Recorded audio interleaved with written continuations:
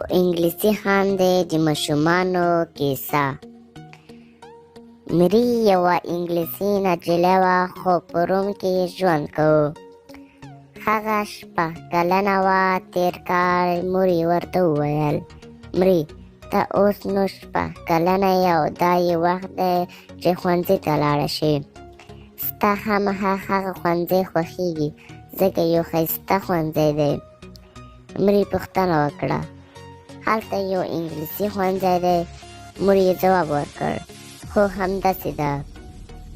مري ښوونځي ته لاړه او درسونه یې ډېر خوښ شول. مور به یې تل هر سهار تر ښوونځي رسوله او له غرمې وروسته به یې کور ته راوستله. تېره دوشنبه کله چې مور یې پر 4 بجو ښوونځي ته ورغله، مري له خپل ټولګي د باندې ورمنډه کړه. مري وویل مورې موږ نن یو نوی زده کوونکی لرو. هغه هم شپږ کلن دی او ډېر ښکلی دی خو انګلیس نه دی، هغه المانی دی. مور پوښتنه وکړه انګلیسي خبرې کوي؟